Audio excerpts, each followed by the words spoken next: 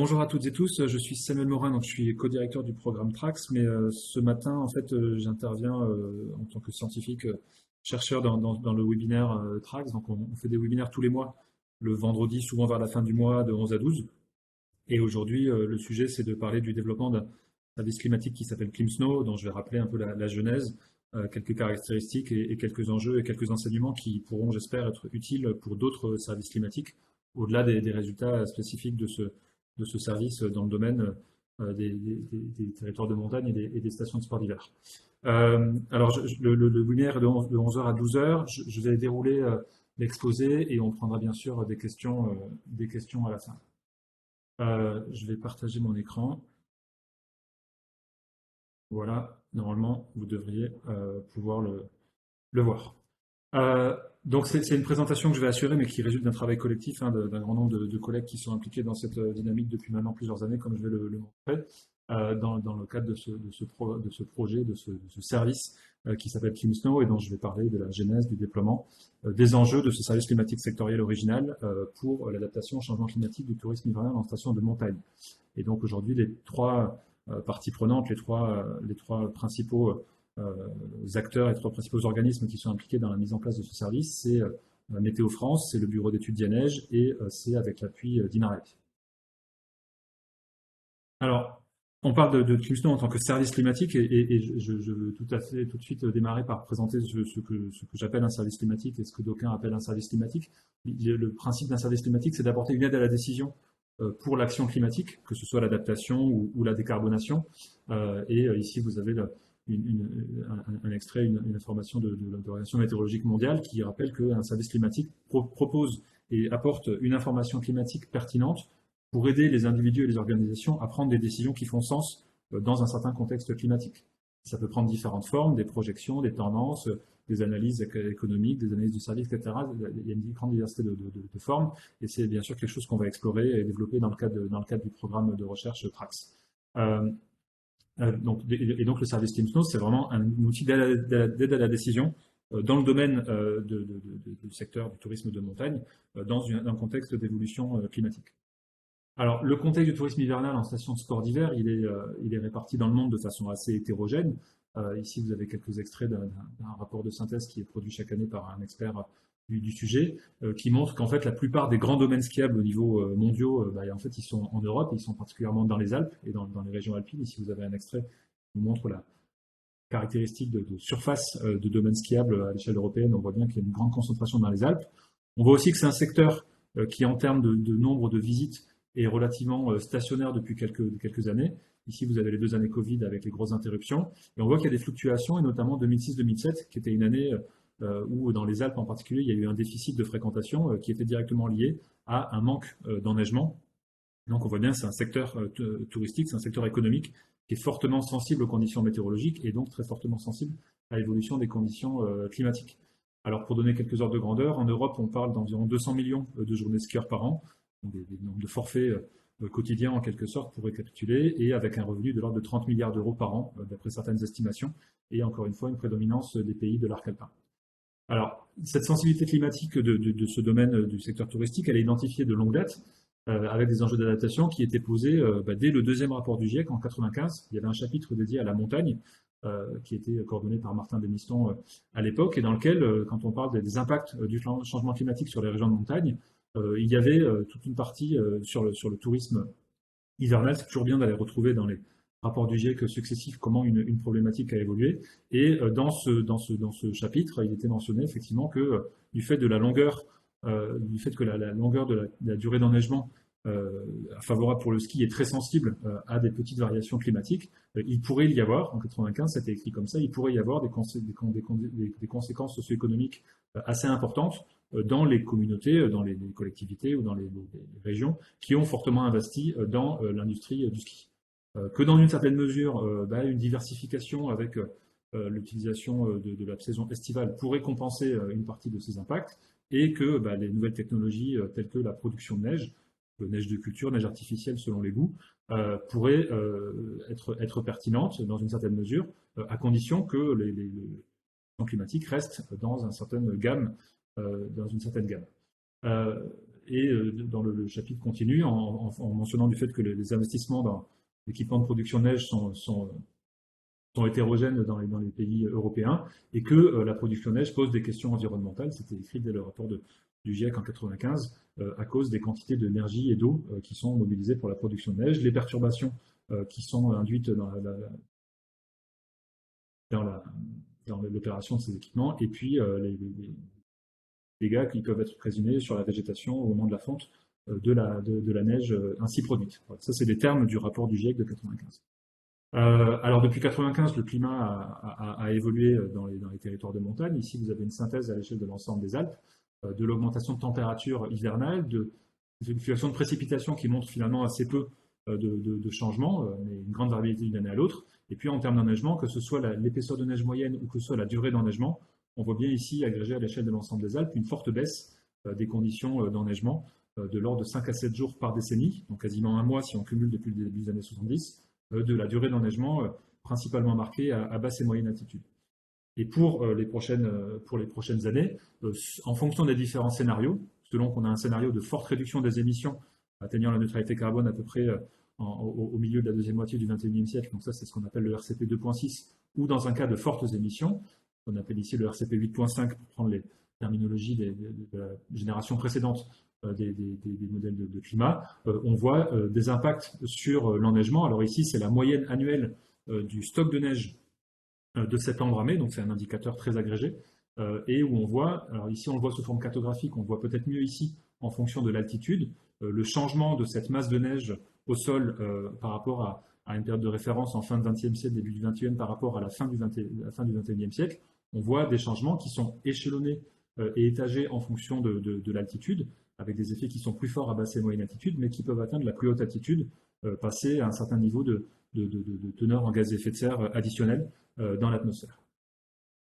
Donc ça, c'est le contexte. Donc ce que ça montre, c'est que l'enneigement et la baisse de l'enneigement est généralisée dans l'ensemble des Alpes ici, et soit pour le passé ou pour le futur, avec des effets qui dépendent de l'altitude. Donc il y a une certaine hétérogénéité dans ces conséquences, et qui dépendent aussi du niveau de réchauffement, qui dépendent aussi du niveau d'émission de gaz à effet de serre, et donc avec des conséquences qui ne sont pas forcément les mêmes partout, aux mêmes échéances, et dans les mêmes scénarios d'évolution climatique. Alors dire que l'enneigement baisse, c'est une chose, c'est principalement le cas à basse et moyenne altitude. En fait, quand on s'intéresse au secteur touristique et à l'activité d'un domaine skiable, en fait, ce qui compte, c'est pas tant l'enneigement moyen, mais c'est finalement les fluctuations d'enneigement d'une année à l'autre, et dans un contexte où l'enneigement est déjà très, très, très variable. L'approche qu'on a prise dans ClimSnow et qui s'inscrit dans une perspective assez longue de développement de recherche, c'est que finalement ce qui compte et ce qui a été construit en collaboration avec différents acteurs du domaine, finalement, c'est de caractériser quel est l'enneigement caractéristique des années de faible enneigement. Donc ici, on prend par exemple, de façon relativement arbitraire, mais ça fait sens, finalement, qu'est-ce qui caractérise les 20% des pires années en termes d'enneigement. Donc ça revient à tracer une barre ici, à identifier quelles sont les années pour lesquelles l'enneigement est inférieur à un certain seuil qui est caractérisé par un faible enneigement. Et une fois qu'on a défini ce seuil, en fait, on peut regarder dans une période ultérieure, alors il se trouve ici avec un enneigement plus faible en moyenne, on peut regarder à quelle fréquence on retrouve un niveau d'enneigement au moins aussi faible que l'enneigement jugé faible par le passé. Donc ça, ce que ça permet de faire, en fait, c'est d'identifier de façon spécifique à chaque domaine ou à chaque zone d'intérêt un indicateur qui caractérise son enneigement, qui caractérise ce à quoi correspond un enneigement faible, et pour venir le comparer dans un climat plus chaud à une période différente. Parce qu'en fait, les conditions d'exploitation et de domaine skiable sont très différentes d'un domaine à l'autre, qu'on soit à basse ou moyenne altitude ou qu'on soit sur un très gros domaine de très haute altitude. On n'a évidemment pas du tout les mêmes niveaux d'enneigement, ils sont plus élevés à plus haute altitude, mais on n'a pas aussi la même dépendance à la neige, on n'a pas aussi la même résilience en quelque sorte à un enneigement insuffisant une année donnée. Et donc cette approche-là qui consiste à calculer un indicateur propre à chaque station, ça permet ensuite de pouvoir apporter des informations qui sont pertinentes station par station, parce que des comparaisons d'une station à l'autre ne sont pas forcément pertinentes si on le fait de façon absolue. Alors dans ce contexte-là, ici, on sait que depuis les années 90, et ça s'est accéléré au début des années 2000, on a une hausse du recours à la production de neige, encore une fois, neige de culture, neige artificielle. Et une des questions qui est posée au territoire de montagne à des organisateurs, c'est finalement, est-ce que cette production, elle compense en partie cette baisse de l'enneigement? La réponse est plutôt oui, et surtout, elle le compense en partie. Mais jusqu'à quel point c'est possible et avec quelle empreinte environnementale, quel coût et quelles limites de différentes natures? Donc ça, c'est des travaux qu'on mène depuis plus de 10 ans en collaboration entre principalement le CNRM et INRAE à Grenoble, qui amènent à une certaine vision et une analyse un peu conceptuelle en fait de cette question. Donc ici, vous avez une représentation typique de ce que faisait le GIEC il y a encore quelques temps, de représentation du risque sur un secteur donné croisant un aléa. Donc ici, la fréquence d'hiver, de faible enneigement ou de fortes températures. Une exposition, c'est-à-dire où sont les stations, quelles sont leurs gammes d'altitude, quelles sont leurs positions géographiques, parce que ça a une influence sur leurs conditions météorologiques auxquelles elles sont exposées. Et puis la vulnérabilité, c'est-à-dire finalement à quel point un territoire, à quel point une station est dépendante de son activité basée sur le ski par rapport à d'autres activités touristiques ou d'autres activités économiques. Et donc, dans le travail qu'on mène, en fait, on identifie le fait que on a aujourd'hui une baisse de l'enneigement sous l'effet du changement climatique qui vient augmenter ce risque d'approvisionnement en neige sur les territoires des stations. Et puis, on a la gestion de la neige, à la fois le damage, mais aussi la production de neige, qui vient réduire, dans une certaine mesure, ce risque, mais au coût, au prix, bien sûr, d'un certain nombre d'investissements et d'une empreinte environnementale, et puis qui elle-même est influencée par les conditions météorologiques, puisqu'il faut qu'il fasse suffisamment froid pour que la production de neige puisse se faire. Et puis, cette gestion de la neige, elle a elle-même des impacts environnementaux en termes d'énergie, d'utilisation des ressources en eau et d'impact sur les écosystèmes locaux. Voilà. Je ne vais pas rentrer dans tous ces détails aujourd'hui, mais c'est pour vous montrer qu'il y a un cadre global sur cette question-là dans lequel ces travaux s'inscrivent. Et juste au passage, je mentionne que c'est en appliquant ce type de méthodologie qu'on a pu déterminer à l'échelle de l'ensemble de l'Europe, donc dans une étude qui est sortie il y a quelques semaines, justement une analyse de la proportion des stations de sport d'hiver à l'échelle de l'ensemble de l'Europe qui sont à différents niveaux de fiabilité d'enneigement, c'est-à-dire de fréquence de retour de ces années de faible enneigement en fonction du niveau de réchauffement planétaire entre 1,5 degré, 2, 3, 4 degrés de réchauffement planétaire. Quelles conséquences ça a en termes d'enneigement dans les stations de sport d'hiver, selon qu'on considère uniquement la neige naturelle damée ou selon qu'on considère 25, 50, 75% de la surface des pistes équipées avec de la production de neige. Et on peut calculer aussi la quantité d'eau qui est mobilisée pour produire la neige correspondante à ces taux de couverture. Bien sûr, le modèle tenant compte du fait que s'il ne fait pas assez froid, eh bien, la production ne peut pas se faire. Voilà. Donc ça montre aussi de façon globale le fait que cette question-là, on peut l'attaquer de façon assez systémique.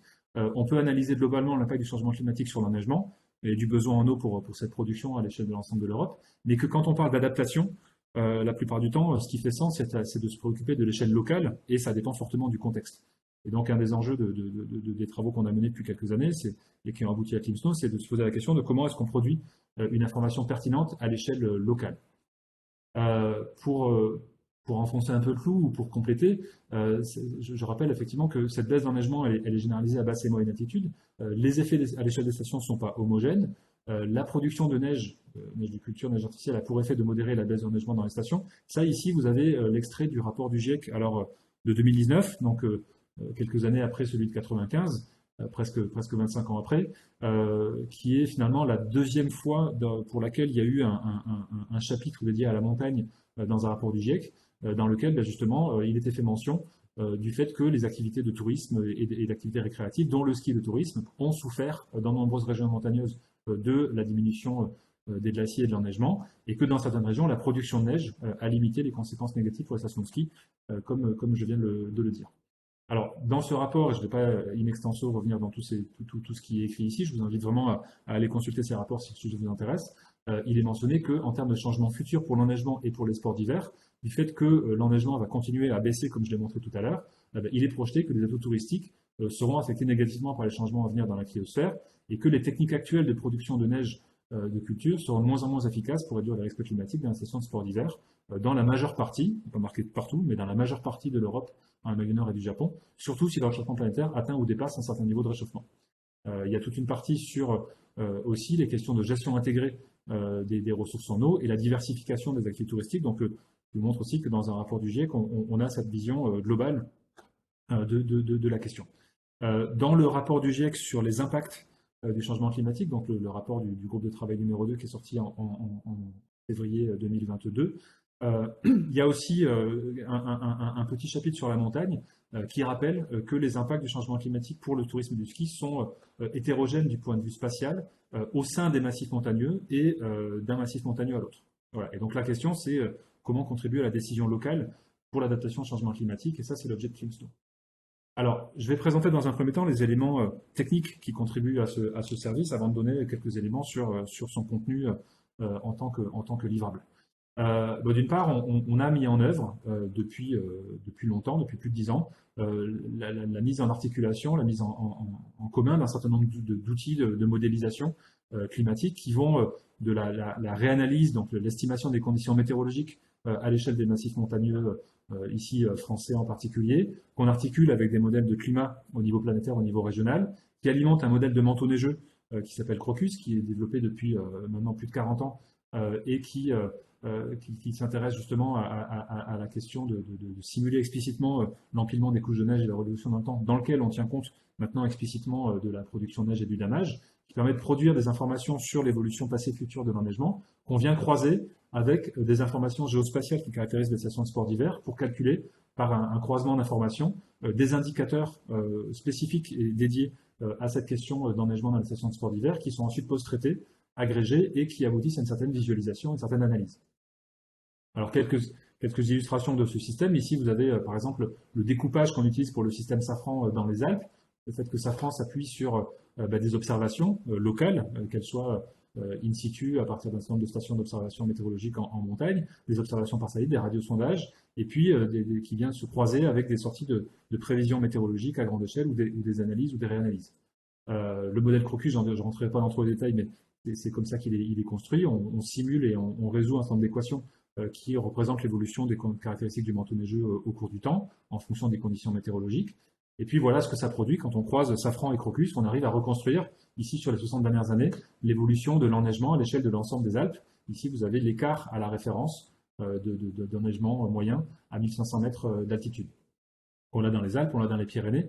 Je ne rentre pas dans tous les détails, mais c'est pour montrer qu'on s'appuie sur une vision assez globale de cette question d'enneigement. Et puis, ce qui a été développé dans le cadre de la thèse de Pierre Spandre il y a quelques années, c'est l'intégration dans Crocus d'une représentation physique, mais aussi pertinente vis-à-vis de l'activité des opérateurs, des exploitants de domaines skiables sur la production de neige et le damage, qui a fait l'objet de comparaisons et des observations sur le terrain, et qui est croisé avec une analyse géospatiale des stations de sport d'hiver en tenant compte de la topographie, en tenant compte en tenant compte des remontées mécaniques. On peut reconstruire en fait l'enveloppe gravitaire qui est la zone d'intérêt d'un domaine skiable, et on a aussi développé des approches géospatiales pour estimer finalement dans un domaine skiable donné, pour telle ou telle proportion de couverture en production de neige, quelles sont les parties qui sont susceptibles d'être équipées, puisqu'on n'a pas de cartographie globale disponible publiquement de l'emplacement des installations de production de neige.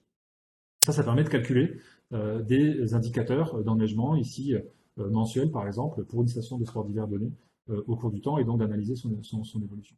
Voilà, sur la modélisation climatique, je vais passer assez vite. On utilise des descentes d'échelle des modèles de climat planétaire à l'échelle européenne avec Eurocordex, qui sont ensuite ajustés avec une méthode de descente d'échelle qui s'appelle ADAMON et d'ajustement statistique, qui utilise justement la réanalyse Safran comme base de référence pour produire des projections climatiques ajustées en climat futur. Et donc ça nous permet d'accéder à des projections climatiques de l'enneigement. Ici, c'est l'enneigement naturel dans le Vercors à 1500 mètres d'altitude, qui montre pour différents scénarios climatiques, pour différentes échéances temporelles, bien l'évolution de l'enneigement en moyenne avec les statistiques multiannuelles et multimodèles qu'on peut obtenir pour ce territoire. Et donc cette information brute ne suffit pas à qualifier l'impact de l'évolution climatique sur les conditions d'exploitation et de domaine skiable. Et donc c'est le croisement avec l'ensemble des outils que je viens de présenter qui permet d'aller jusqu'à l'information spécifique et pertinente pour un domaine skiable en particulier.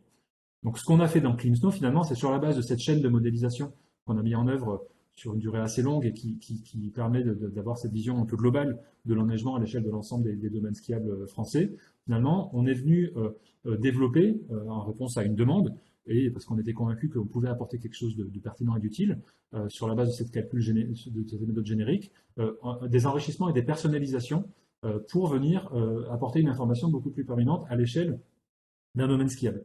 En fait, quand on utilise la chaîne, quand on utilise cette chaîne de simulation, on est obligé de faire un certain nombre d'hypothèses. Par exemple, on fait l'hypothèse sur le taux de couverture en production de neige. Alors, la moyenne aujourd'hui en France est de l'ordre de 35 à 40%. Quand on applique cette valeur de façon homogène, ben, on commet une erreur à l'échelle individuelle puisque certaines stations sont soit au-dessus, soit en dessous de cette valeur. De la même façon, quand on fait l'estimation géospatiale de où sont potentiellement les enneigeurs, eh bien, on peut aussi commettre une erreur par rapport à là où ils sont effectivement implantés par les exploitants. Voilà, il y a un certain nombre d'informations. Le plan des pistes, par exemple, ce n'est pas une information qui est publiquement disponible de façon généralisée. En tout cas, ça ne l'était pas il y a quelques années.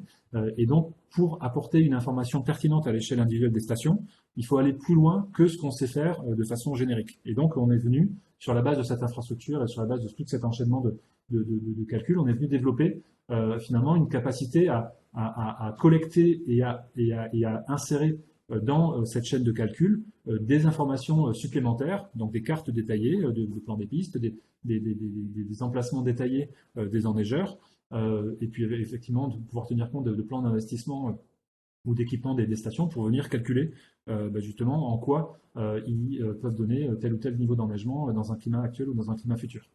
Voilà, donc ça c'est vraiment la caractéristique de ClimSnow que d'être venu surcharger en quelque sorte une méthode qui était générique pour la rendre pertinente à l'échelle locale pour venir aider aux délibérations et sur l'adaptation.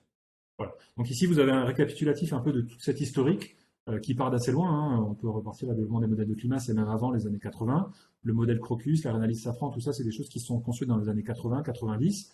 Les premières études d'impact du changement climatique sur la neige dans les Alpes d'Éric Martin en particulier, ça date des années 90, le rapport du GIEC en 95, j'en ai parlé. Et puis ça s'est accéléré depuis le début des années 2010 avec une collaboration très fructueuse qui s'est établie entre le CNRM, donc Centre d'études de la neige à Grenoble, et puis des équipes du CNRM à Toulouse, et puis l'INRAE, l'ESM, maintenant c'est comme ça qu'il s'appelle, donc l'équipe Hugues François, Emmanuel Georges en particulier, et différents travaux qu'on a menés ensemble pour venir construire en fait progressivement un croisement interdisciplinaire, voire même transdisciplinaire, puisque beaucoup de ces travaux se sont faits en intégrant des interactions avec les acteurs de ce secteur pour venir construire dans un premier temps un prototype de projection climatique adaptée aux stations de sport d'hiver qui a fait l'objet d'un prototypage dans le cadre d'une commande du conseil départemental de l'Isère en 2017-2018. Et qui a été valorisé ensuite dans le temps de publication. Et puis une étude pilote à Métabier en 2020 qui a ensuite entraîné le déploiement de ClimSnow à partir de 2020-2021 et qui montre aussi à partir de cette époque le fait qu'on a basculé d'un cadre purement recherche entre justement le CNRM et l'INRAE et puis une collaboration avec le bureau d'études de Dianeige dans la mesure où on est sorti du champ de la recherche académique, on est sorti du prototypage et on est passé à la mise en œuvre de façon beaucoup plus générique, qui a demandé de s'organiser de façon un peu plus industrielle en quelque sorte pour pouvoir répondre à la demande en faisant appel à des spécialistes de l'aménagement de la montagne qui ont déjà une expérience du dialogue technique avec les exploitants et qui peuvent aussi investir dans le développement du service puisqu'il n'y a pas la capacité ni à Météo France ni à l'INRAE d'investir lourdement, notamment en termes d'effectifs, pour pouvoir mettre en œuvre ce service de façon interne. Donc pour tout un tas de raisons à la fois scientifiques, techniques et d'organisation, ce qui a été mis en place, c'est un partenariat entre Météo France, INRAE et Dianeige pour construire ce service et l'opérer maintenant de façon courante. Alors, je vais rentrer maintenant un petit peu plus sur la façon dont ClimSnow s'articule en fait avec l'adaptation au changement climatique. Parce que l'adaptation, c'est-à-dire réduire l'ampleur des conséquences du changement climatique actuel et futur, c'est avant tout un enjeu de gouvernance. C'est-à-dire la question qui est posée, c'est comment est-ce qu'on arbitre des choix potentiellement antagonistes sur un territoire donné. Et dans le domaine du tourisme hivernal, vous n'êtes pas sans savoir qu'il y a un certain nombre de controverses ou de questions et de multiples dimensions sont à prendre en compte. Et donc l'enjeu, c'est comment est-ce qu'on peut questionner, enfin, comment est-ce qu'on peut, quelles sont les questions qui se posent et comment est-ce qu'on peut co-construire à l'échelle d'un territoire des chemins d'adaptation qui fassent sens. Donc pour ça, il y a beaucoup d'informations ou beaucoup de choses à prendre en compte pour cette réflexion. Bien sûr, dans le domaine de l'adaptation au changement climatique, dans le secteur du tourisme hivernal, il y a beaucoup de dimensions à prendre en compte. Donc évidemment, les conditions d'enneigement, j'y reviendrai. Il y a les questions des ressources en eau, il y a les questions énergétiques, il y a les questions de tendance des marchés touristiques, il y a l'état des remontées mécaniques. C'est pas du tout la même chose si le parc est en bon état ou s'il faut consentir des investissements importants à court terme. Des questions de biodiversité, de paysage, des questions d'empreinte carbone de l'activité touristique, des questions de volonté ou de besoin de transition, parce que tous les territoires ne sont pas logés à la même enseigne en termes de maturité ou en termes de perspective de transition de leur modèle de développement. Et donc, toutes ces informations sont à prendre en compte et peuvent mener à implémenter des méthodes d'adaptation. Donc, il convient ensuite de les suivre, de les monitorer et éventuellement les ajuster si on se rend compte en cours de route que ce n'est pas forcément les bonnes options qui ont été prises. Et donc, c'est là, quand je dis faire attention à ce que les bonnes options ont été prises, c'est bien là qu'on voit la question de la maladaptation. La maladaptation étant la mise en œuvre de méthodes d'adaptation qui, en fait, amplifient au lieu de les résoudre, les causes qui leur ont donné naissance, ou soit verrouillent des trajectoires de développement qui rendent encore plus difficiles des transitions ultérieures, soit conduisent à augmenter elles-mêmes l'empreinte environnementale ou carbone d'un secteur, soit de manière générale ne pas être efficace finalement pour lutter contre les conséquences d'un changement climatique, ou n'être efficace que dans un premier temps et ensuite atteindre une limite qui est ensuite beaucoup plus difficile à dépasser. Alors, ClimSnow ne s'intéresse pas à toutes ces questions. Et toutes ces questions sont pertinentes et à prendre en compte quand on s'intéresse à l'adaptation dans les territoires de montagne. ClimSnow n'a pas la prétention de s'intéresser à toutes ces questions-là, mais de s'intéresser spécifiquement à l'évolution de l'aménagement naturel et géré, selon une méthodologie que j'ai décrite précédemment, qui est issue des résultats de la recherche et qui sont croisés avec une expertise de l'aménagement du territoire, des montagnes et des domaines skiables. Alors, comment ça se passe en pratique quand une étude ClimSnow est commandée dans le cadre de ce type de démarche? Eh bien, il y a une question globale qui est posée à l'échelle d'un territoire, d'une station, d'un groupement de stations, pour savoir finalement en quoi l'évolution climatique a des conséquences sur l'évolution de l'enneigement, pour aller au-delà des informations un peu générales telles que je les ai présentées tout à l'heure. Donc, cette question, il faut la formuler de façon spécifique, de façon précise. Donc ça fait l'objet d'un dialogue entre les questions, les préoccupations des parties prenantes de l'exploitation d'un domaine skiable. Ça peut être les responsables de la station, ça peut être, il y a différents types d'exploitation, des exploitants privés, publics ou mixtes, qui interagissent avec des experts ClimSnow. Donc en l'occurrence, c'est espace, là pour le coup, c'est Dianège qui rentre en ligne de compte, pour venir échanger techniquement dans le cadre d'un dialogue expert avec les acteurs de la station, pour avoir une appréhension commune du problème qui est posé, et pour identifier les données qui vont permettre de venir faire remonter l'information nécessaire. Donc c'est ici la collecte de données locales qui vont venir être intégrées dans une base de données centrale qu'on va venir interconnecter avec les données climatiques passées, futures, de l'enneigement, des conditions de température, etc. dans les zones de montagne.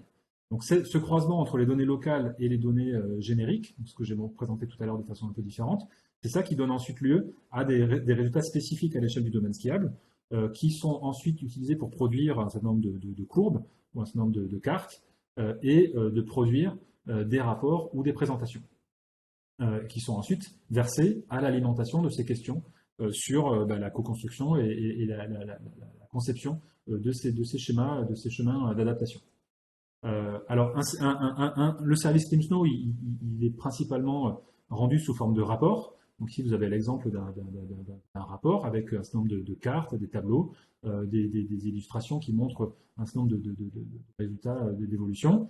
Les principaux points couverts dans le cadre d'une étude ClimSnow, c'est la simulation de l'enneigement naturel et géré, avec damage et production de neige, à l'échelle d'un domaine skiable ou de sous-domaine en climat actuel et futur.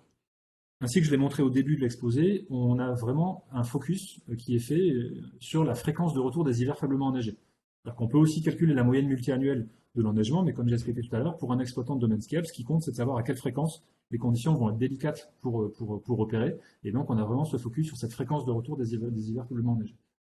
On calcule, dans certains cas, l'effet de tel ou tel projet d'aménagement, puisqu'il y a des questions qui sont posées par les exploitants et qui mobilisent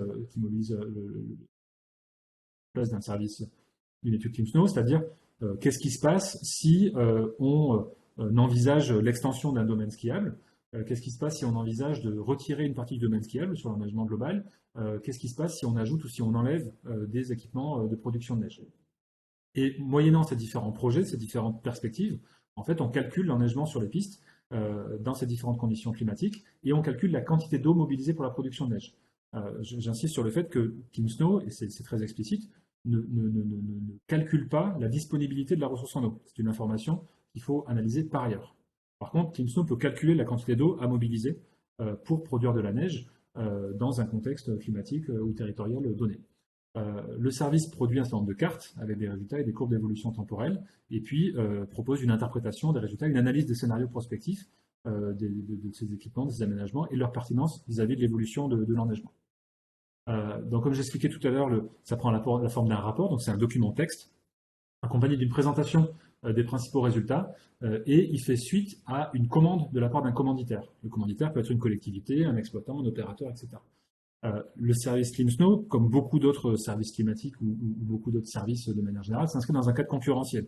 C'est-à-dire que d'autres services analogues peuvent coexister, il n'y a pas d'exclusivité Clean Snow sur ce sujet, et donc les résultats de l'étude appartiennent à l'organisme ou à l'opérateur qui a commandé le service et le rapport, et donc les rediffuser autour de lui, et bien donc c'est du choix et du ressort des commanditaires de l'étude, même si ça peut avoir beaucoup d'intérêt de le faire, finalement c'est vraiment laissé au choix, et légalement il n'y a pas d'alternative au fait que ce soit les commanditaires de l'étude qui choisissent de rendre public ou pas tout ou partie de l'étude. Alors, ceci dit, la production du service, elle s'inscrit très souvent, pas toujours, mais très souvent, dans le cadre d'une réflexion, d'une animation plus large, sous l'égide des acteurs, des décideurs de territoires touristiques, notamment en participant à l'animation de tables de travail et d'ateliers sur site, à l'échelle d'un territoire, d'une station, avec des élus, des techniciens, techniciennes, des socioprofessionnels, un public élargi dans certains cas. L'organisation de séances techniques pour mieux comprendre et mieux s'approprier les résultats, et puis une coordination des échanges sur les orientations stratégiques les plus adaptées par rapport aux effets du changement climatique et l'adaptation. Donc voilà à quoi ça peut ressembler un résultat Clean Snow. Ici, c'est pour la station de Métabier dans le Jura, donc une des stations pilotes de Clean Snow il y a maintenant plus de 3 ans. Ici, vous avez l'évolution agrégée à l'échelle de l'ensemble de la station de Métabier uniquement en neige damée et en tenant compte de la production de neige avec l'équipement actuel. Ici, vous avez l'évolution donc de 1950 à 2100 pour différents scénarios climatiques de l'enneigement. Donc ici, par le passé, ici, vous avez les grandes fluctuations d'enneigement sur Métabier, et puis ici une moyenne glissante. Et puis ici, vous avez les projections pour les différents scénarios climatiques. Donc on voit une baisse de l'enneigement naturel, on voit surtout la poursuite d'une très très forte variabilité. Et puis on voit effectivement que selon les scénarios climatiques, on a soit une baisse très marquée en cours du XXIe siècle, soit une baisse un peu plus modeste et ensuite une certaine stabilisation. Et ça, c'est dans un cas où on atteint la neutralité carbone au niveau planétaire peu après 2050. Quand on tient compte de la production de neige, on voit que le niveau d'enneigement est légèrement supérieur à ce qu'il est sans production. On n'a pas les valeurs de très très faible enneigement ici quand on tient compte de la production de neige. On a une valeur qui est en moyenne au-dessus en termes de fraction couverte par suffisamment de neige à l'échelle du domaine skiable, mais on voit que dans un climat futur de plus en plus chaud, eh bien, même avec la production de neige, en fait, on a une baisse de la fiabilité de l'enneigement qui se poursuit tout au long du XXIe siècle, encore une fois, avec des différences en fonction du niveau de réchauffement et des différents scénarios climatiques. Alors ça, c'est la vision, en quelque sorte, moyenne multiannuelle, ou en tout cas l'évolution temporelle l'évolution temporelle du ici, vous avez la représentation en termes de variation de la fréquence de la durée de retour, de la fréquence de retour des hivers faiblement enneigés. Alors, avec une référence sans neigeculture et une référence avec neigeculture, ici, vous avez cette évolution de la fréquence qui montre qu'avec ou sans production de neige, finalement, on a une augmentation de la fréquence des hivers faiblement enneigés dans un climat de plus en plus chaud. Après, la référence peut être légèrement différente. Ici, on voit qu'on a une référence avec production de neige qui montre une augmentation. Si on prend la référence sans production de neige, on a aussi une augmentation. Finalement, la production de neige, ce qu'elle conduit, c'est à un certain décalage dans le temps du moment auquel, dans le cas de la station de Métabier, on atteint une situation où l'enneigement devient très défavorable assez souvent. Donc, par construction, par référence, ici, on a à peu près 20% du temps un hiver faiblement enneigé, puisque par construction, cet hiver faiblement enneigé est caractérisé comme celui qui est en moyenne obtenu à peu près 20% du temps, et on voit que dans les projections climatiques futures, eh bien, on peut passer à des valeurs de 40, 50, 50%, ça veut dire qu'on retrouve une année sur deux les conditions d'enneigement qu'on avait en moyenne une année sur 5 à la période de référence, et on voit que dans le cas des fortes émissions de gaz à effet de serre tout au long du XXIe siècle, sur Métabier, même avec production de neige, eh bien, on a quasiment 4 années sur 5, voire quasiment tous les ans, un enneigement qui est comparable à ce qu'il était ces dernières décennies, en moyenne une année sur 5. Donc on voit dans le cas de Métabier, mais pas une surprise pour vous sans doute, une situation où l'enneigement, toutes les projections climatiques indiquent qu'il va se dégrader fortement, surtout dans les cas de fortes émissions de gaz à effet de serre, mais même dans un scénario d'émissions qui se stabilisent au cours du XXIe siècle, voire qui commence à baisser, eh bien, dans ce cas-là, on atteint quand même quasiment une année sur deux des années faiblement enneigées, même avec production de neige. Alors, les résultats sont aussi fournis sous forme cartographique pour venir illustrer plus spécifiquement les parties du domaine skiable qui sont les plus touchées par ces faibles enneignements. Ici, vous voyez les pistes qui sont superposées à l'enneigement naturel qui est tout autour, où on voit bien sûr que l'enneigement sur les pistes est différent de celui qui est à côté, puisqu'il tient compte de la production. Voilà, donc une représentation graphique qui parle aux acteurs de ces territoires, avec des échelles de couleurs qui, même si scientifiquement n'ont pas forcément l'unanimité vu les choix qui sont faits, sont des échelles de couleurs qui parlent à ces acteurs, et ça c'est quand même très important. Donc à ce jour, il y a plus de 170 études qui ont été implémentées ou qui le sont. C'est un déploiement seulement en France hexagonale, métropolitaine. Il y a quelques études sur certains domaines skiables frontaliers, en Suisse, en Italie, en Espagne, en Andorre. Ça, on se le permet dès lors que c'est suffisamment près des massifs montagneux français ou qu'on a des simulations sur les massifs espagnols, ce qui est le cas ici dans les Pyrénées, pour mettre en œuvre le service. Parce qu'on n'a pas étendu le service sur une base de données à l'échelle de l'ensemble de l'Europe.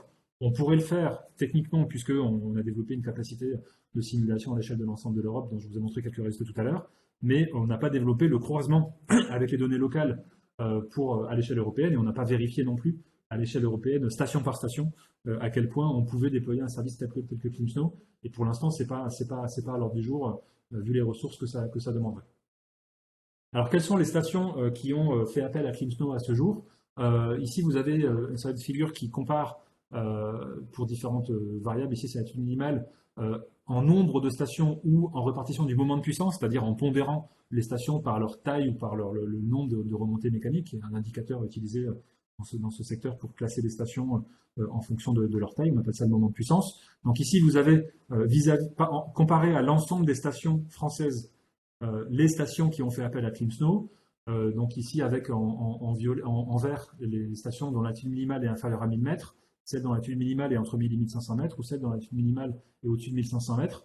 On voit qu'on a une légère sous-représentation dans ClimSnow par rapport à la moyenne nationale des stations dont l'altitude minimale est au-dessus de 1500 mètres. Donc sans surprise, on a plutôt tendance à avoir eu les premières années de ClimSnow un intérêt un peu plus marqué de la part des stations de plus basse altitude, dans la mesure où c'est celles qui sont les plus directement concernées à court terme par l'évolution climatique.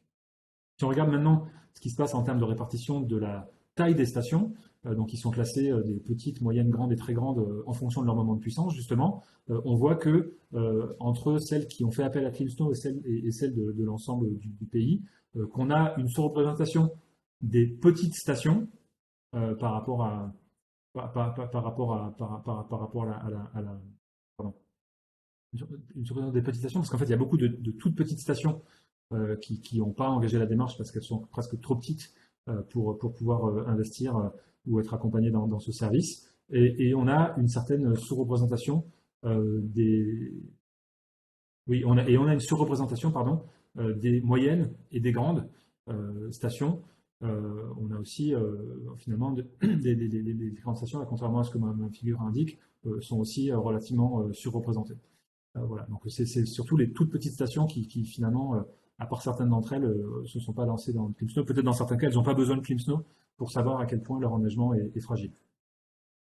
Ici, vous avez la répartition selon les massifs. Donc on voit que des commandes ClimSnow, il y en a eu dans l'ensemble des massifs montagneux, les Alpes du Nord, Alpes du Sud, Jura, Massif central, Pyrénées et Vosges. Donc il faut juste noter qu'il y a un faible nombre de stations qui ont été couvertes dans le Massif central, mais à part ça, il y a des ClimSnow qui étaient déployés sur l'ensemble des stations, et puis l'ensemble des massifs. Et puis ce qu'on peut aussi noter, c'est qu'il y a beaucoup de commandes.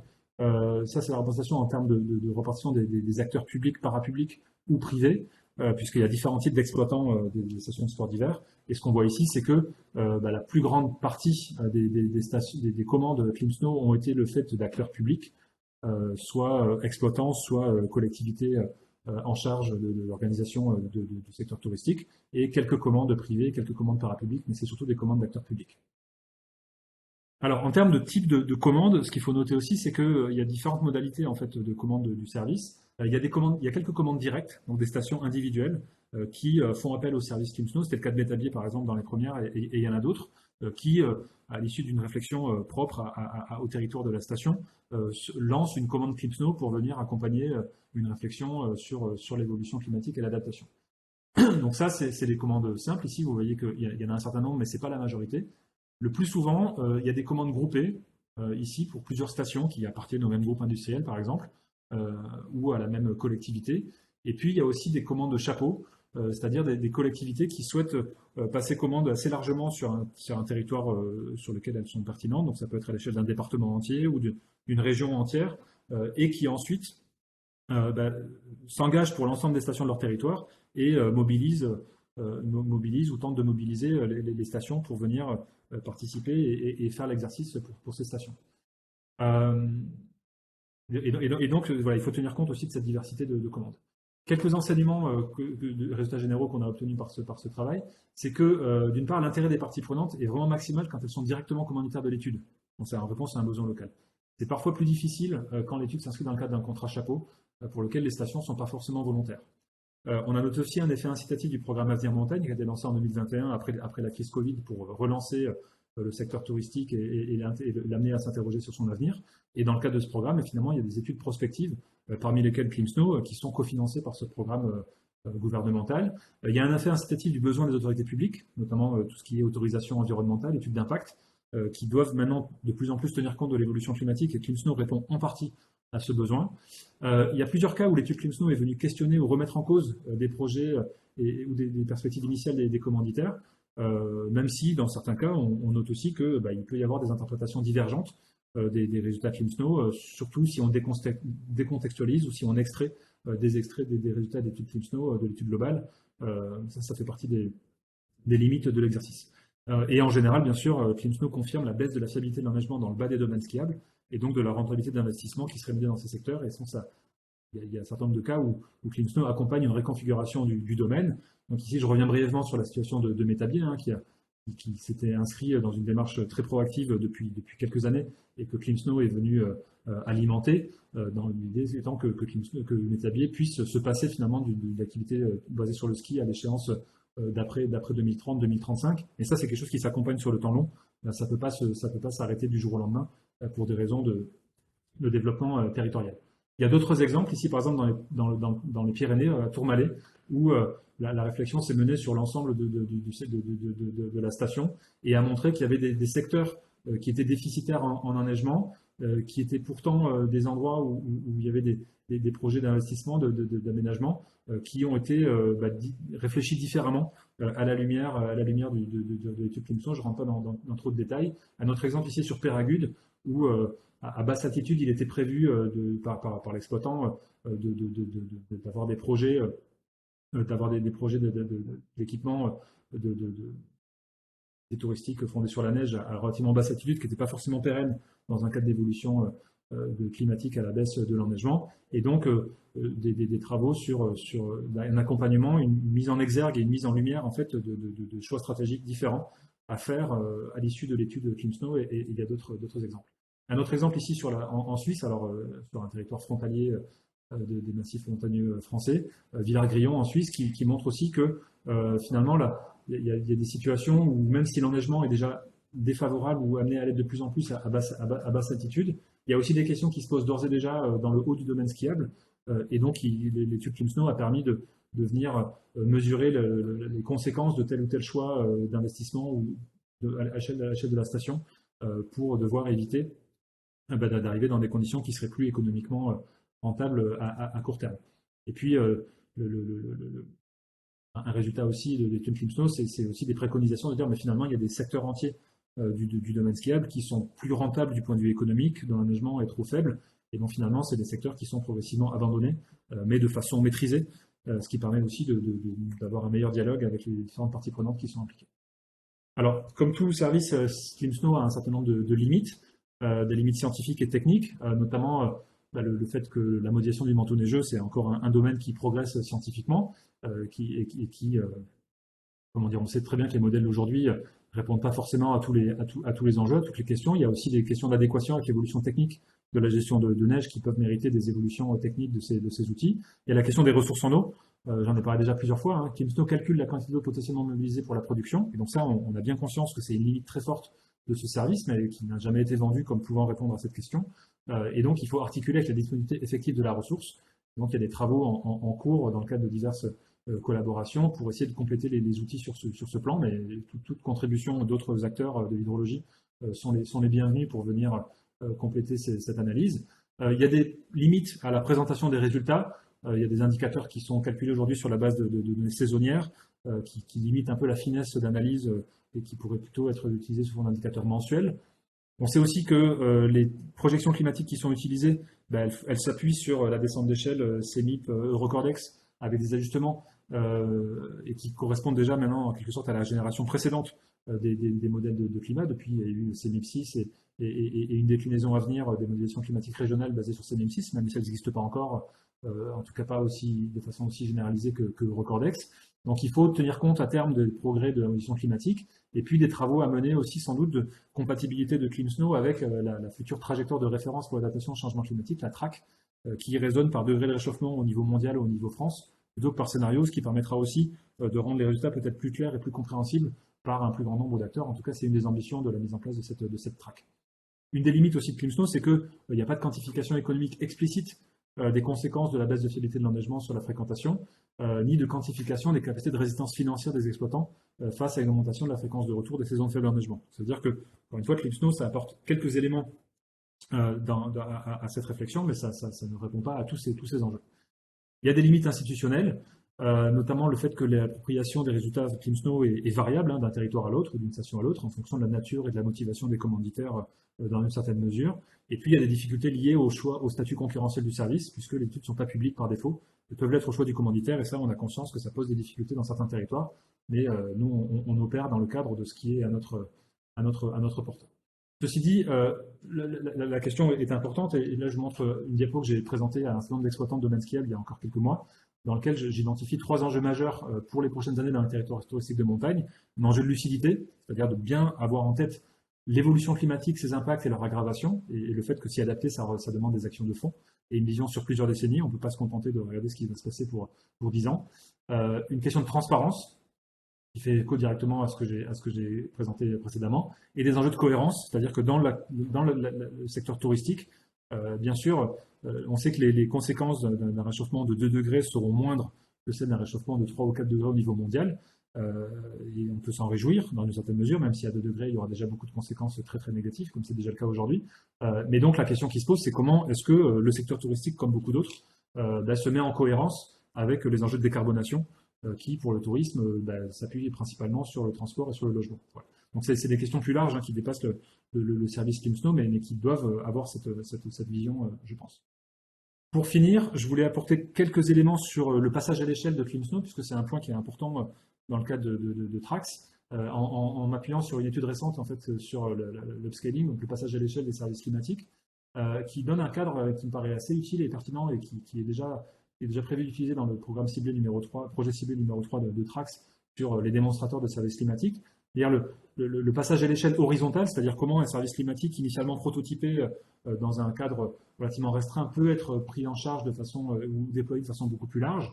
Le passage à l'échelle verticale, c'est-à-dire comment est-ce qu'on fait en sorte qu'un service climatique trouve une place dans un environnement organisationnel politique qui lui soit favorable, et puis un passage à l'échelle fonctionnelle, c'est-à-dire comment un service climatique peut être étendu pour s'attaquer à des questions ou à des enjeux qui dépassent le cadre initial. Dans le cadre de Climsnow, en fait, on retrouve ces trois dimensions du passage à l'échelle. L'extension vers un large nombre de stations françaises à partir de prototypes, j'en ai parlé. L'insertion dans des dispositifs institutionnels qui permettent justement de donner une place à ce service parmi beaucoup d'autres dans les réflexions sur l'impact du changement climatique en zone de montagne. Et puis, le passage à l'échelle fonctionnelle. Alors, c'est peut-être un peu beaucoup dire qu'il est en cours, mais en tout cas, on y travaille pour cette extension aux enjeux de ressources en eau. Et puis, il s'articule de façon académique et potentiellement à amplifier sur l'articulation avec l'analyse des verrouillages, des trajectoires, la diversification économique, etc., qu'il faut prendre en compte. Voilà. Dans cet article de revue, les collègues qui l'ont produit mettent en place aussi un certain nombre de leçons apprises en termes de massification, de passage à l'échelle des services climatiques, avec un certain nombre de points sur justement la façon dont on interagit avec des parties prenantes, dont on se préoccupe du passage à l'échelle le plus tôt possible dans le cadre du programme. Et c'est vrai que dans le cadre de ces travaux, en fait, dès le début de nos travaux communs sur l'étude de la neige INRAE, il y a maintenant plus de 10 ans, on avait en tête, un certain nombre d'entre nous, que potentiellement on pouvait répondre à des questions des territoires et qu'il fallait qu'on s'organise pour que les solutions que l'on développe soient suffisamment génériques, au moins dans leur cadre scientifique et technique, pour qu'on puisse ensuite les appliquer à différentes stations, à différents territoires, sans devoir tout refaire à zéro à chaque fois, parce qu'on se doutait bien que ça, ce ne serait pas pertinent. Donc ça fait partie des choses qui sont importantes et je pense qu'il faut avoir en tête quand on développe un service climatique ou quand on a l'intention de développer un service climatique, parce que cette question du passage à l'échelle, elle est critique si on veut aller au-delà du prototype difficilement réplicable. Voilà. J'ai pas le temps de rentrer dans les détails de tout ce qui est présenté ici, mais en fait, quand on les regarde un par un, on se rend compte que dans ClimSnow, en fait, sans le savoir au départ, on a pris un certain nombre d'options qui nous amènent ici sur ces points. Ici, il y a l'exemple du caméléon. L'idée, c'est d'articuler le passage à l'échelle entre à la fois un prototype et la prise en compte de conditions locales qui est essentielle. Et ça, c'est absolument vrai dans le cadre de ClimSnow. Si on n'a pas un dialogue technique rigoureux avec les acteurs locaux, le rapport ClimSnow qui en découle n'est pas forcément au niveau. Voilà. Synthèse générale, donc on a développé, grâce à des avancées scientifiques dans différentes branches disciplinaires des sciences du climat, un outil qui permet de mieux caractériser l'ampleur et les impacts du changement climatique sur l'industrie touristique de montagne, notamment les sports d'hiver. On met ces connaissances à disposition des acteurs territoriaux par le biais du service ClimSnow, en s'inscrivant dans une logique de contribution aux délibérations territoriales. Attention toutefois à la question du partage des résultats, dont on a conscience que c'est une limite, et je pense qu'il y a des opportunités de progrès là-dessus. Et j'insiste sur le fait que les résultats de ClimSnow peuvent, voire même doivent, pour une fois je suis prescriptif, s'articuler avec d'autres préoccupations et perspectives qui dépassent peut-être éventuellement le cas du tourisme hivernal. Voilà. La réalisation d'études, elle favorise en général la concertation, l'animation des acteurs et contribue à l'élaboration de la stratégie touristique et territoriale. Et j'ai la faiblesse de penser que ce développement de ClimSnow, à la fois dans sa construction, mais aussi dans les enjeux qui ont été identifiés après son déploiement, sont riches d'enseignements pour le prototypage, l'implémentation et le passage à l'échelle des services climatiques, qui est un objectif de Trax, notamment dans le cadre de son projet ciblé Démo Climat, qui démarrera dans quelques semaines. Avant de vous passer la parole pour des questions éventuelles, je voulais mentionner quelques prochains rendez-vous Trax, tant que je ne vous ai pas totalement perdu. Donc le vendredi 24 novembre à 11 h, il y aura un webinaire concentré sur la partie diffusion de données climatiques avec Jean-Michel Soubérou et les autres membres de ce projet ciblé, qui a fait son lancement la semaine dernière. Le 15 décembre, on a un webinaire de Stéphane Labranche sur sciences sociales et adaptation.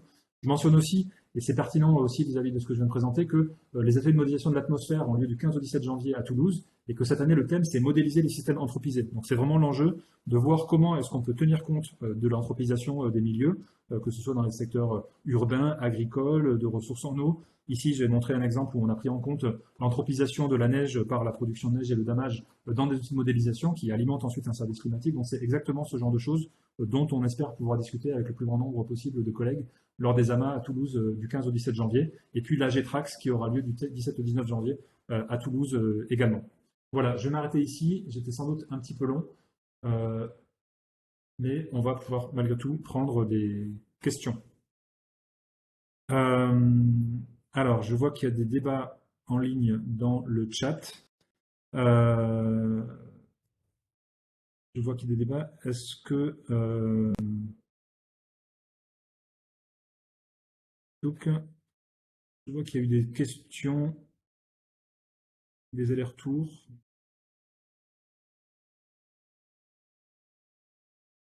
Bon, je vois qu'il y a eu un débat dans le chat pendant que je parlais, et je remercie les personnes qui se sont exprimées et qui ont répondu. Est-ce qu'il y a des questions un peu générales qui portent sur le service, sur sa genèse ou sur les enjeux qui sont rencontrés, au-delà des questions sur les données et les services, qui est un sujet dont on a conscience, mais qu'on ne va pas sans doute résoudre ce matin. Juliette, tu veux poser une question? Oui, peut-être c'est une question très générale. Bonjour à tous, merci Samuel. Moi, donc je viens du côté le plus amont possible là, des simulations climatiques, et j'essaye d'aller vers l'aval dans le cadre de Trax notamment et du PC3. On a promis qu'on allait construire un service climatique, et donc j'ai trouvé ça très intéressant. Et ce qui m'intéressait, c'était plus la forme que le fond de ce que tu as raconté. Et c'est assez impressionnant. Et je voulais savoir si vous pouvez nous donner justement un petit peu peut-être le backstage. C'est combien de personnes, par exemple, tout ça. Et enfin voilà, je me posais vraiment la question de cet effort. Voilà, c'est combien de personnes. Et aussi, t'as bien dit que quand vous étiez directement en contact avec les parties prenantes, c'était beaucoup plus efficace que quand vous passiez par un truc un peu téléphoné. Donc là, on est vraiment dans la co-construction et l'efficacité. Mais comment est-ce que vous avez eu le premier contact, par exemple, avec Métabier? Tu l'as peut-être dit, mais j'ai pas retenu. Alors, le premier contact avec Metabier, il date de, alors c'est très clair, il date de septembre 2019. Je peux le dater à la minute près quasiment, parce que je sortais d'une table ronde organisée par l'Assemblée Générale de Domaine Skiable de France. Et le rapport du GIEC au Saint-Kyocera était sorti 3 jours avant et j'étais venu présenter les résultats. Et donc, Olivier Erard, qui est le directeur de la station de Métabier, qui accompagne toutes ces démarches de transition, m'a sauté dessus à la sortie pour dire est-ce qu'on pourrait faire quelque chose sur Métabier. Et c'est là que on avait déjà fait l'étude prospective sur le département de l'Isère quelques mois précédemment, donc on avait déjà une expérience de comment on pouvait s'y prendre. Et c'est vraiment à partir de ce moment-là qu'on s'est organisé pour pouvoir de ne pas faire du one-shot, tu vois, au coup par coup, station par station, parce qu'on se doutait bien qu'il pouvait y avoir des sollicitations qui se multiplieraient et qu'il fallait qu'on s'organise pour pas que, parce que finalement, l'objectif à la fin, c'est que ça repose pas sur des laboratoires de recherche. Quand on arrive au moment où on fait du service, ça veut dire que c'est plus de la recherche. Bien sûr, c'est adossé à la recherche et la recherche peut aider à continuer de faire progresser, voire d'avoir ce retour réflexif sur le service lui-même. Mais pour moi, dès lors qu'on est dans la production, on n'est plus dans un labo de recherche, et donc il faut que ce soit des acteurs opérationnels qui s'en occupent. Alors dans ClimSnow, on n'y arrive pas totalement. Ça, c'est un peu un idéal, dans la mesure où par exemple, la partie INRAE, qui contribue encore de façon importante, et notamment Hugues François, à un certain nombre d'enjeux techniques sur la mise en place de ClimSnow, bah, INRAE, c'est un organisme de recherche, et donc ça, c'est encore dans un cadre de prestations qui font appel à des ressources d'INRAE. Mais par exemple, en termes d'effectifs ou de personnes qui sont impliquées, pour répondre à ta première question, chez Dianège, en ETP, je ne sais pas trop comment le chiffrer, mais je dirais, sous le contrôle des collègues qui sont connectés, qui pourront compléter, je pense qu'aujourd'hui, ClimSnow, l'ordre de grandeur, c'est peut-être 3 ou 4 ETP à temps plein, un truc comme ça. Mais pas des chercheurs, c'est Pour des gens qui sont chez C'est des Dianège. ingénieurs, ouais, c'est des ingénieurs ou des techniciens ou des experts qui collectent la donnée, qui la croisent, qui l'analysent. Et la recherche, en fait, elle s'est faite en amont et on a construit les outils pour qu'on puisse les transférer de façon efficace. Et un des gros enjeux dans les prochains mois, c'est d'arriver à, à pouvoir réinvestir en quelque sorte une partie des résultats du service ou de financer autrement pour le faire progresser. Parce qu'en fait, un service, s'il ne progresse pas, il finit par faire du surplace. Et donc, on voit bien qu'il y a des nouvelles questions qui émergent sur la ressource en eau, par exemple, ou sur d'autres, ou sur des limites ou des mises à jour qui sont nécessaires. Et donc, ça demande régulièrement de réinvestir. Et là, pour le coup, la recherche peut de nouveau intervenir. Et dans la partie opération quotidienne, je dirais que ClimSnow, aujourd'hui, oui, c'est l'ordre de grandeur, je dirais que c'est réparti sur les trois organismes, Dianège, Météo France, INRAE, je dirais, oui, c'est entre 4 et 5 ETP, un truc comme ça. Ok, merci. Et avec une structuration des données où on s'est attaché dès le départ à être le plus générique possible. C'est-à-dire qu'on vient injecter de la donnée locale, mais dans un cadre qui, qui est générique. En fait, qui est générique. En fait, on part d'une ébauche par station et on vient la surcharger avec des informations locales. Et donc ça évite de tout refaire from scratch à Oui, chaque c'est fois. ça, parce que tu as aussi cette carte où tu dis, enfin moi je vais pas monopoliser la parole, mais projet en cours, projet réalisé, etc. Et je me demandais finalement l'effort, mais voilà, tout le truc de Dianège, c'est de minimiser l'effort supplémentaire quand on passe à une nouvelle station, c'est ça. D'adapter, mais d'avoir quand même tout Dianège, le ouais, et puis protocole, en fait. c'est ça, il y a un protocole après, il y a une sorte de norme de fait qui s'est établie dans la circulation des données entre Dianège, Météo France, INRAE, qui permet de minimiser ça. Parce que bien souvent, il y a beaucoup de travail qui est fait, notamment chez Dianège, pour consolider les données brutes qui remontent des domaines skiables, sur leur plan d'épices, sur où sont les enneigeurs, quels sont les projets. Et ça, pour le coup, c'est très hétérogène. Donc il y a beaucoup de travail qui est nécessaire pour venir mettre au carré, en quelque sorte, ces données-là, et pour ensuite les inscrire dans un cadre où on peut ensuite génériciser un peu la production. Donc je vois que Fabrice Collis l'a dit, il y a 4 ou 5 personnes chez Dianège. Après, je ne sais pas si elles sont toutes à temps plein, mais c'est l'ordre de grandeur, quoi. Mettons peut-être 6 Ok, ETP si on rajoute INRAE et météo. merci. Je vois qu'il y a des questions sur le coût minimal de l'étude. Ouais, donc la réponse, ça dépend des domaines. Il y a une grille tarifaire que je ne connais pas par cœur, mais parce que moi, je ne suis pas dans cette partie commerciale. Et c'est de l'ordre de, oui, entre 20 et 30 kg par station au tarif de base. Après, il y a des questions d'options, etc. Mais ça, est-ce qu'il y a d'autres questions?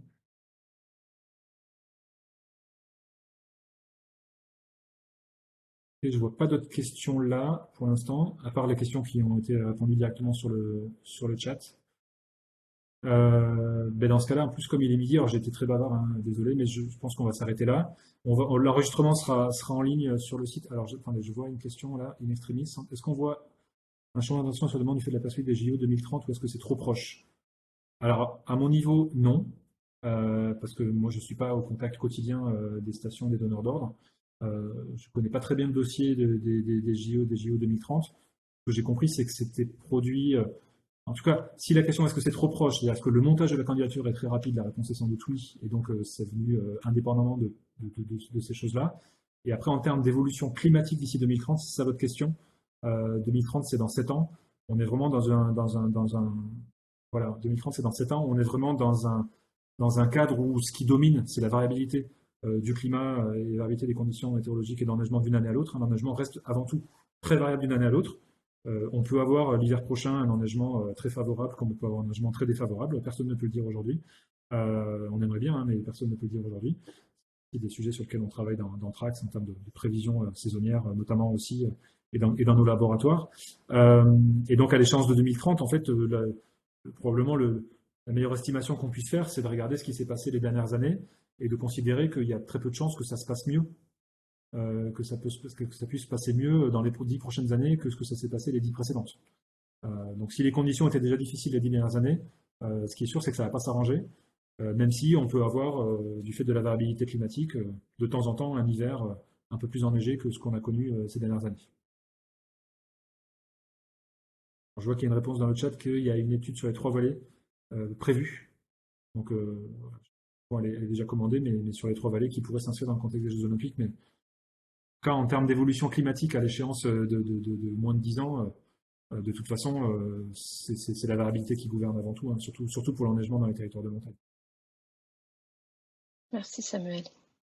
C'était par rapport à ce que vous nous avez dit tout à l'heure et qui était vraiment intéressant, c'est la pertinence des aménagements qui sont prévus en termes de durabilité par rapport à ce qui va être prévu. Là, on voit bien, c'est ce qui sortait des échanges de Toulon, on voit bien que il va y avoir des aménagements qui vont être sans doute sollicités et effectués, et leur pertinence à long terme et par rapport à ce qu'auraient donné les études,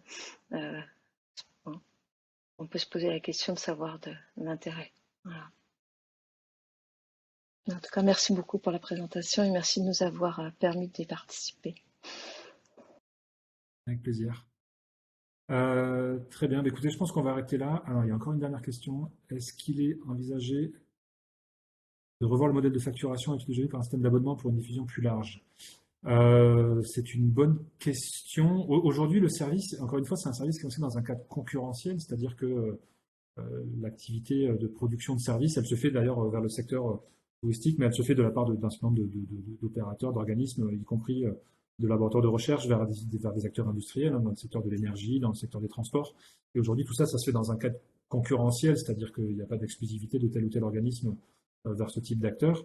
Et donc, aujourd'hui, l'étude ClimSnow telle qu'elle est dimensionnée, elle répond à la problématique, à une partie de la problématique, comme j'ai dit, à l'échelle d'une station ou d'un groupe de stations.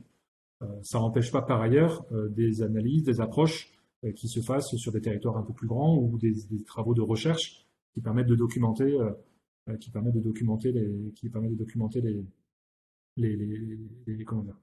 l'évolution climatique à l'échelle d'un territoire. Ça se fait. Et puis il y a des questions.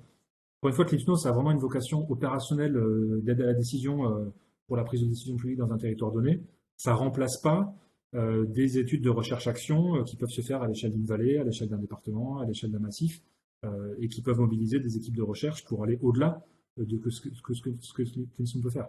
Si je peux compléter sur ce point, en fait, en 2020, voire même en 2017-2018, on a prototypé quelque chose sur le département de l'Isère, à la suite d'une commande du département de l'Isère dans lequel on avait cofinancé en quelque sorte une partie de notre temps de travail pour permettre ce passage en fait à une réponse avec un outil qui n'existait pas déjà. En 2020, on aurait pu se dire, en fait, ce qu'on a produit, c'est encore très largement perfectible. Donc, plutôt que de répondre à Métabier, on va continuer de faire des prototypes et puis d'améliorer à chaque fois. Mais en fait, au bout d'un moment, on s'est dit, mais si on fait ça, on n'arrivera jamais à répondre relativement rapidement à des questions qui se posent déjà aujourd'hui et où on estime qu'on a déjà un outil qui permet de répondre à un certain nombre de questions. Alors, de façon imparfaite, et on en est conscient et on le signale, mais à un moment, dans le transfert de la recherche aux opérations ou à la sphère plus de l'industrialisation de la production de connaissances ou du conseil, à un moment, il faut accepter de mettre une petite pause en fait sur la partie développement recherche et de se dire on a quelque chose qui nous permet d'un niveau de maturité suffisant pour qu'on le fasse passer dans un cadre opérationnel, ce qui n'empêchera pas de l'améliorer ensuite. Et donc, encore une fois, je pense qu'il faut vraiment articuler en parallèle le moment où on peut passer à l'échelle et opérationnaliser un travail, une étude d'impact qui devient un service climatique à ce moment-là, tout en continuant d'améliorer en parallèle les outils, les connaissances, les approches, les concepts scientifiques qui permettront d'enrichir par la suite. Mais si on attend toujours que ce soit mieux avant de commencer à franchir le pas, en fait, le risque, c'est qu'on ne réponde jamais. On commence jamais à répondre un peu aux questions concrètes qui sont posées par un certain nombre d'acteurs, et ça, c'est dommage. D'où l'idée un peu d'articuler ça et de rappeler que Climsnow, ce n'est pas l'alpha et l'oméga de l'adaptation au changement climatique en montagne. C'est un élément parmi d'autres qui est riche d'enseignements et qui ne doit pas du tout être vu comme la fin de l'histoire sur ce sujet. Mais c'est une étape et c'est un outil qui a permis de concrétiser la façon dont on répond à des questions qui nous étaient posées de façon très très fréquente et auxquelles on disait attendez, on y travaille, on reviendra vers vous plus tard, souvent de façon très générale. Donc là, on s'est dit il est temps de se lancer et d'essayer de passer à des réponses un peu plus concrètes. Voilà. Merci en tout cas de la question posée et on va s'arrêter là. Merci beaucoup, bonne continuation. Encore une fois, la vidéo sera sur la page de Trax et puis je vous remets à l'écran pour vous dire au revoir. Les prochains rendez-vous, les webinaires Trax le 24 novembre, 15 décembre et puis les AMA, très important pour la communauté scientifique et plus largement les différents acteurs qui sont intéressés venir croiser la façon dont on tient compte de l'anthropisation et des systèmes anthropisés dans les outils de modélisation, parce que c'est une des façons de pouvoir ensuite répondre à des questions très concrètes sur à la fois aux échéances météo comme aux échéances climatiques. Voilà, merci beaucoup, bonne continuation et à bientôt.